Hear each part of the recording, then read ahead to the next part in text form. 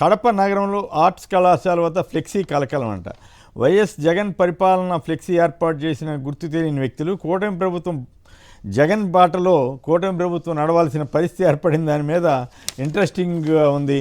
ఎంత పని చేసావయ్యా జగన్ అంటూ ఏది చంద్రబాబు గారు ఏ అంశాలను ఫాలో కావాల్సి వస్తుంది అని చెప్పి వాటన్నిటినీ ఒక పోస్టర్ ద్వారా ఫ్లెక్సీ ద్వారా తెలిపారట. ఏమిటి మీరు ఆ జిల్లా వాస్తవ్యులే కదా శివశంకర్ గారు, ఈ ఈ ఫ్లెక్సీ విశేషాలు ఏమిటి?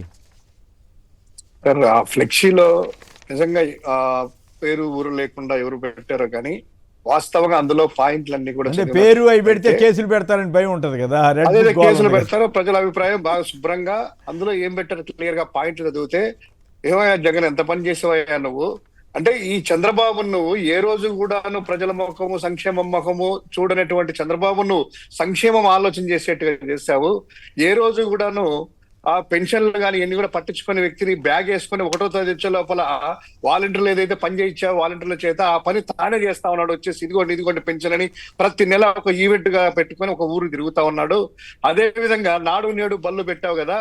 ఏ రోజైనా వాళ్ళు ఆయన 14 సంవత్సరాలు ముఖ్యమంత్రిగా ఉన్నప్పుడు ఏ రోజు కూడాను స్కూళ్ళ ముఖం కూడా చూడని వ్యక్తిని ఈ రోజు నువ్వు కట్టించిన స్కూల్స్ లో, నువ్వే ఇచ్చిన బెంచ్ల్లో, నువ్వే ఇచ్చినటువంటి ఆ యొక్క స్క్రీన్ మీద పాఠాలు చెప్పుకుంటూ నువ్వు ఇచ్చిన అమ్మఒడిని తన ఒడిగా మార్చుకుంటున్నాడు. అంటే ఏది కూడా నువ్వు చేసిన పనులను తూచా తప్పకుండా నీ ఆలోచనలు చిన్న వయసు అయినా కూడా నీ ఆలోచనలు ఫాలో అయ్యేట్టుగా చేశావు. ఇది కదా జగన్ నువ్వు అంటే క్రెడిట్. కానీ నువ్వు చెప్పుకోలేక ఓడిపోయావు. నువ్వు చేసింది కూడా వాళ్ళు చెప్పుకుంటున్నారు అనేటువంటి సారాంశంతో క్లియర్ కట్ గా ఒక 14 అంశాల వరకు ఆయన ఎవరు రాశారో కానీ వారు రాసినటువంటి సారాంశం అంతా కూడాను జగన్ గారు చేసినటువంటి మంచి పని అంతా కూడా తను చెప్పుకోలేకపోయాడు. జగన్ గారు ఏదైతే చంద్రబాబు 14 సంవత్సరాల్లో చేయలేని పనిని జగన్ గారు చేసిన పనిని తాను చేసినట్టు క్రెడిట్ చేసుకుంటూ దాన్ని చేయకూడదు, ఇక అది కాదు అనకుండా అవే ఫాలో అయ్యేట్లు చేశారు అనేటువంటి సారాంశంతో ఉంది. వాస్తవంగా అదే జరుగుతుంది సార్.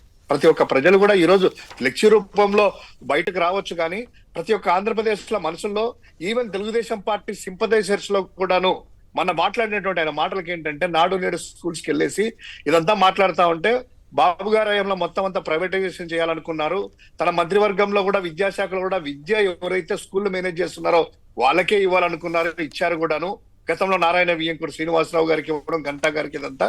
కానీ ఏ రోజు కూడా ప్రభుత్వ పాఠశాలలు పట్టించుకోలేదు. కానీ ఈ రోజు అదే ప్రభుత్వ పాఠశాలలో అక్కడికి వచ్చేసి తండ్రి కొడుకులు బెంచుల్లో కూర్చొని ఆ స్కూల్స్ ను పొగుడుతూ పేరెంట్ టీచర్స్ మీటింగ్ అనేటువంటిది ఒక ఈవెంట్ చేశారు కదా. అది కదా జగన్ అంటే. నిజంగా మేమంటూ ఒకటి కూడా లేదయ్యా మాకు చెప్పుకోవడానికి.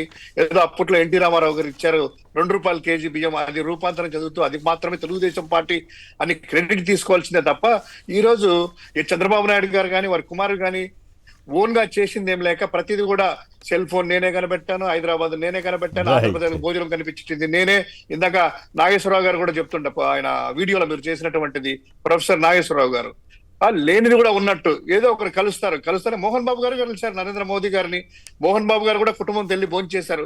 కానీ ఎల్లో మీడియా కానీ ఆ తెలుగుదేశం పార్టీ వెబ్సైట్లు కానీ వాళ్ళందరూ కూడా మోహన్ బాబు గారితో భోంచేశారు, మోదీ గారితో మోహన్ బాబు గారు ఫోన్ చేశారు, మాట్లాడారు.